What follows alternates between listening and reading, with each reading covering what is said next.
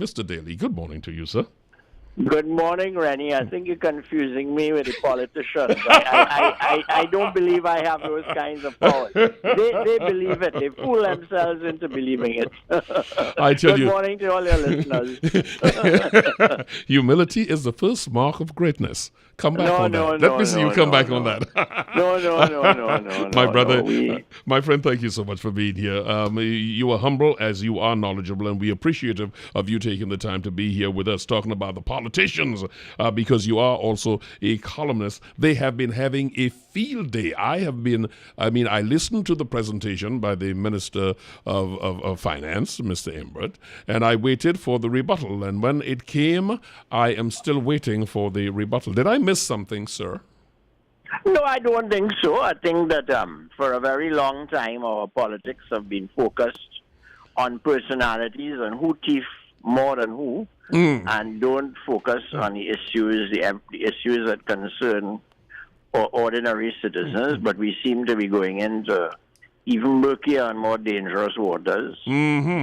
Murky and dangerous for a number of reasons. The information concerning a search warrant coming out on the one hand, the other conspiracy about who planned to bug who is another question. But I just want to stay with the rebuttal for a moment because I think a lot of clarity, as you yourself say, budget address really does not change too much. It tells us how we're going to be taxed, and it reiterates the agenda of the ruling party. We have come to understand that. But in order to understand the numbers and the promises and or the projections, that's the reason you have a debate. So in fact, it is not so much the onus on the government or those who are projecting the budget. It is more on the opposition, their important role to ask questions and have that broken down so we all follow it. Is there somebody missing the idea of what this is about? Yes, because I don't like to quote the Clintons much, but the politics of personal destruction, which is a Bill Clinton phrase, is the order of the day. But you see, what is supposed to happen is that after the budget statement is read, it is not only on the opposition to seek clarification. The government must, through the speeches of the various members of parliament, take sections of the budget and explain and clarify and elucidate. Take education, for example. There's a whole debate that needs to be had there about whether the colonial grammar school education is fulfilling the purpose and that type of thing. So you would expect when the Minister of Education or the Minister in the Ministry of Education speak, someone on the opposition side who is knowledgeable about education would then get up and speak in answer to that. But that is not what happens. And the other thing that is very annoying is that they have a prepared batting order with prepared speeches so that education might speak or health might speak, and then someone will then go and speak about. So a debate means you're presenting both sides or more than one side of an issue, and that does not happen. I mean, one opposition MP actually confessed when she got up that she was not there to answer what the last speaker said, and then rattled off on a completely different. So the debate itself is now become a misnomer because there's no genuine debate. I say something on the subject and then you respond on the subject. So the whole thing is a complete failure. And now we've gone into these dangerous and murky waters about telling us in advance what the police is doing. And I have a real problem with that. I don't care who they're investigating, but I really think that to create an atmosphere in which people can create a belief that the political executive and the police are working hand in hand towards the prosecution is very, very, well, I like the word unfortunate, so let's use that. Well, I've been disappointed for some time because I believe even though you have parliamentary privilege from either side, there is a thing called responsibility that should accompany that. And for a long time, most of the utterances, the statements, whether it be topping or before topping, a lot of the utterances have left a lot to be desired in the sense of temperance. Absolutely. But that has been so for a long time. We only have to remember, the now notorious Vanilla Allen topping rant about Dr. Rowley's, the Prime Minister's origins, but he wasn't the Prime Minister at the time. I mean, and many years later, I think Wade Mark expressed some regret. I don't recall an apology. But we just keep going, low and low. And I really don't believe that police business should be the subject of a statement in Parliament. And I think it's quite wrong. It could also be counterproductive because it may open the way to objections to a particular prosecution that might not otherwise exist. So there's just an air of desperation in the mudslinging now. It's just... And it is most unfortunate. Very, very bad. We learn absolutely nothing. And I was really taken aback, equally taken aback when the whole issue of the Attorney General came into this and who spoke to who to bug who and all of that. Because, again, there's a time and place for this. That is not the time or place. Well, this whole bugging thing, is open to many interpretations. I mean, if I am the object of attack, I might take in front and say, they're trying to bug my office. Likewise, somebody might indeed be trying to bug a senator's office. But I don't believe that needs to be discussed in the public domain. Exactly. That's police business, and it is regulated by statute, the Interception of Communications legislation. And those laws must be allowed to work or not work as the case may be. If you have some genuine matter of public concern, raise the matter, but don't tell me what the police are doing, because I don't want the political executive and the police appearing to be working in conjunction with each other. That's a very scary thing. However much you might dislike the object of the bug or the object of the warrant, I think that's a very scary thing, and I'm happy that you put your emphasis on the word equally. Because what is taking place are matters of equal shame. One can't say one side is worse than the other. There's equal shame in all of this. Senior Counsel Martin Daley is my guest. He's also a columnist, as the columnist and the Trinbagonian that he is. I'm going to ask you, sir, was this budget, as it has been stated, one that spread the burden of adjustment to all quarters in your view? Well, I don't think we've had enough analysis to say whether that claim is true. But I guess insofar as the government is attempting to take on the cash flow businesses like the banks and the gaming and so on, that is some kind of reasonable attempt.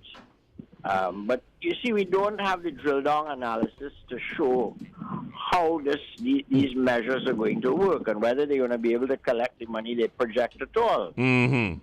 So again, we are short on analysis. And the other thing we are short on, when I was in the Senate, Independent Senator Philip Marshall always made the point that the following year we were never told what the budget actually accomplished. So if, for example, they told us they would collect $400 million in taxes from gaming, they never told us the following year, well, we collected $402 million, or we only collected $150 million. And that's part of why we can't analyze, because we don't have data about how the implementation of the measures actually worked or delivered the objective they said they were going to deliver. You touch into an area there of the BIR. This is something that we've been promised for this is the second year running. The BIR discussion has been raised. Are you as optimistic as the ministers seem to be that in fact will come on stream in the new year? Well, I can't be optimistic because I don't know what the performance has been in the past.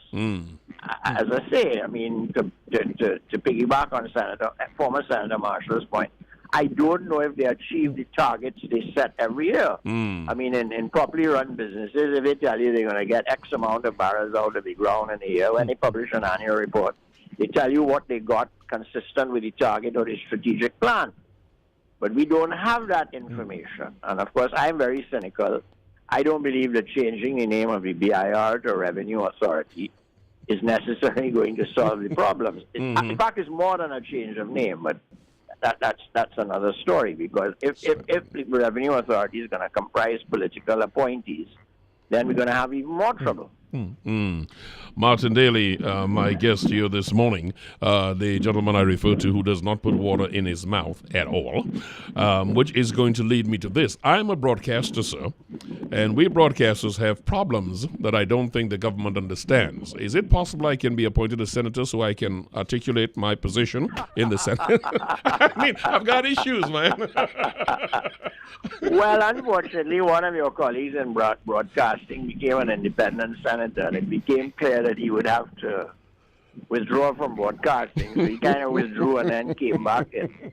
But I don't believe that it is right to appoint someone as senator to speak on a particular specific aspect of a portfolio. Crazy. Sure, you need an economist. Sure, you need an energy sector person. But you're not going to appoint somebody just to speak on one particular tax on one particular occasion. That's not what the Senate is for. This is naked politics. I don't care how you take it, because there is no way that somebody coming on is going to ventilate anything different that has been ventilated in the public arena already. And I cannot understand the justification behind this. Well, it's kind of a cheap kind of vote-buying gimmick, really, to say I'm appointing a gardener to speak about gardening for one session of the Senate. That's just a kind of fool people into believing you really care. But it's just smoke and mirrors. It don't mean anything. I just always need you to articulate these things for me. Well, you want to put me in more trouble than I usually am. Martin Daley is my guest here. There's another area here that left me wondering. So we both are in concert on the fact that this abuse of the senatorial appointment is something that really has no place in the country. No, it's shoddy. It's really shoddy. If you have to speak on gaming, get briefed by people in gaming and do it yourself. Exactly. I mean, trial lawyers speak about many things in court on which they have technical aspects of which they have to be briefed. And they can master the brief and speak about it. It's the same with ministers.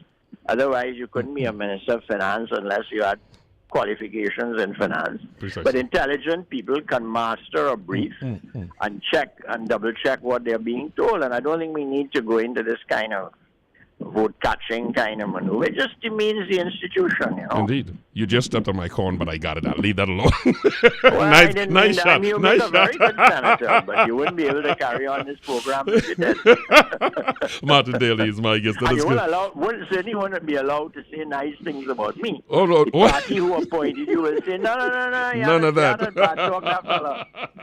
Martin Daley has a column, by the way, in the Sunday Express, and folks, I always urge you to go and pick up his column. I want to go into some area here that, again, when we spoke briefly during the week, the inquiry was to talk about the money going ons, and there has been a lot of things. There have been a lot of things going on. Was it a breach of protocol, would you say, or a violation of good taste for the Labour Minister, Baptiste Primus, to introduce Mr. Arawi as the 6th AG in Trinidad and Tobago? Or is it that the opposition senator, Khadija Amin, objection is much ado about nothing? Well, I don't. Again, you see, I think this is a question of equal shame. I don't know that is in the best taste to do that unless it's a private, it's an after-dinner speech or some private or semi-private occasion. I mean, I don't know. A party rally. Is, suppose he believes it. Suppose he goes and believes he's really sexy. Then he might bite off more than he can chew, having received this praise, And but for Khadija, I mean, to be objecting that she needs to look at what's said about by persons on her own side about themselves and their colleagues. They don't have the moral authority to criticize each other anymore. They're all swimming in the same canal. That's the irony that we saw happen, I believe it was on Friday, because the leader of the government business came up talking about who has the moral authority. And as you said, neither one has that. Can I ask you anything about golf? Do you like golf? No, I don't have the temperament for playing golf. I usually look at the last 2 hours of a major on a Sunday if I'm not doing anything. So I shan't go into the area of grooming of golf or anything because... Well, I prefer you don't go into any kind of grooming with me. I